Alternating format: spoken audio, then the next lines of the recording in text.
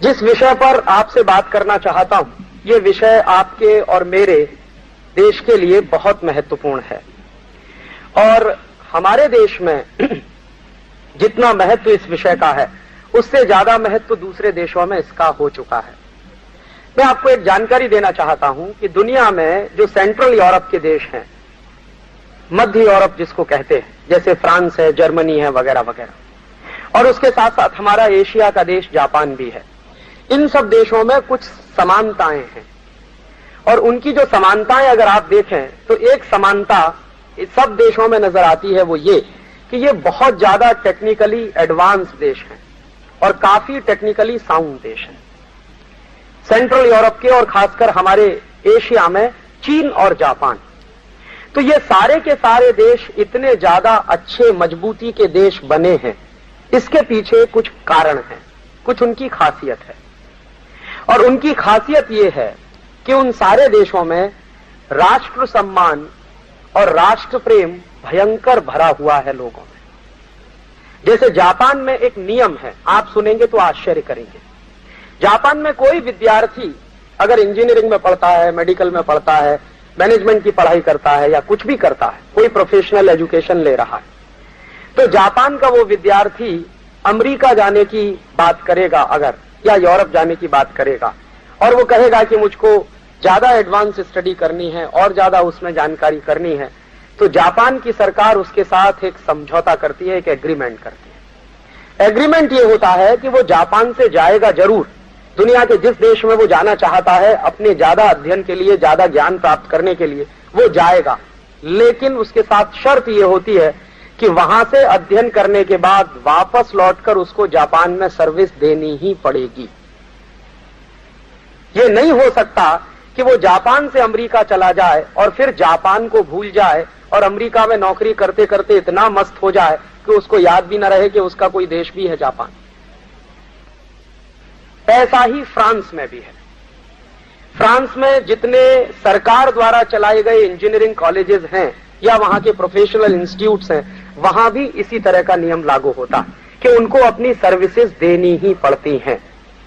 America में बहुत साल तक ये नियम चलता रहा था।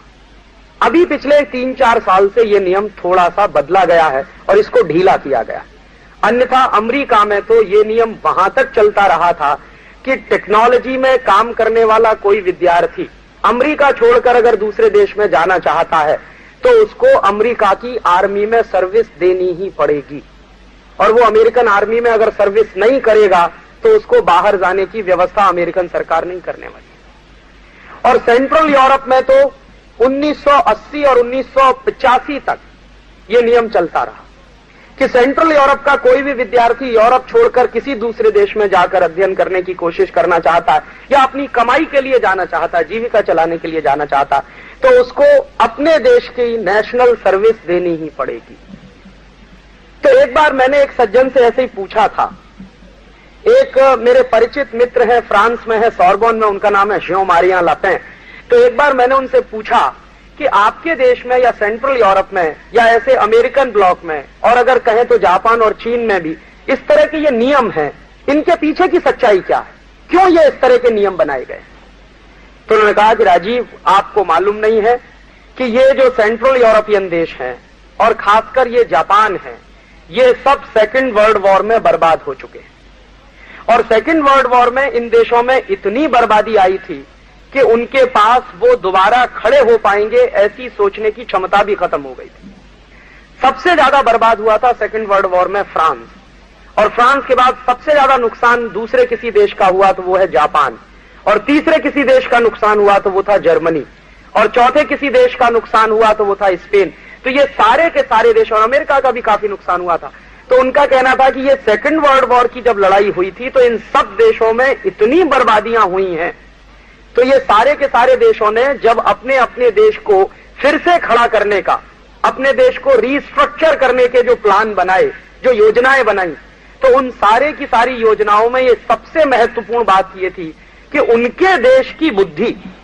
और उनके देश का इंटेलेक्ट उनके देश के काम में आता है कि नहीं आता। और उन्होंने जो गोल्डन रूल बनाया, जो वर्षों वर्षों चलता रहा पूरे यूरोप में और सेंट्रल एशिया के भी कुछ देशों में ये गोल्डन रूल चला है काफी समय तक, मलेशिया में चला, इंडोनेशिया में चला। तो वो गोल्डन रूल यही था कि हमारे पास अगर इंटेलेक्ट सरप्लस में होगा तब हम उसको बाहर भेजने की बात सोचेंगे, जब तक हमारी अपनी जरूरत का होगा तब तक उसको नेशनल सर्विसेज देनी ही पड़ेंगी। और मैं आपको एक सॉलिड एग्जांपल देना चाहता हूं। इस समय अमेरिकन प्रेसिडेंट है बिल क्लिंटन।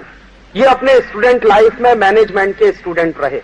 और मैनेजमेंट के स्टूडेंट रहने के साथ साथ बिल क्लिंटन जिस समय पढ़ते थे तो इनके मन में बहुत बड़ा सपना रहा कि ये फ्रांस में जाएं, जर्मनी में जाएं और वहां पर कुछ ज्यादा पढ़कर या वहां कुछ ज्यादा कमाई करें। तो इन्होंने कोशिश की, तो इनको उसी शर्त का पालन करना पड़ा था। और आपको जानकारी है, शायद आपने पढ़े भी होंगे कुछ उस समय के जानकारियों वाले न्यूज़पेपर्स में या मैगजीन्स में, कि जिस समय बिल क्लिंटन की पढ़ाई चलती थी उस समय वियतनाम युद्ध चल रहा था और अमेरिका जो है वियतनाम में मार खा रहा था। तो बिल क्लिंटन को आदेश आया था कि अगर आपको जाना है बाहर कमाई करने के लिए तो आपको पहले अपने नेशनल आर्मी को सर्व करना पड़ेगा। और बिल क्लिंटन ने इच्छा ना होते हुए भी अमेरिकन आर्मी में जॉब की, और अमेरिकन आर्मी में जॉब करने के बाद ही जब उनको लगा, उनके देश के लोगों को लगा होगा कि उनको जितनी जरूरत थी सर्विसेज की उतनी सर्विस मिली, उसके बाद ही बिल क्लिंटन को बाहर जाने का मौका मिला था। ये बिल क्लिंटन कई बार कह चुके हैं।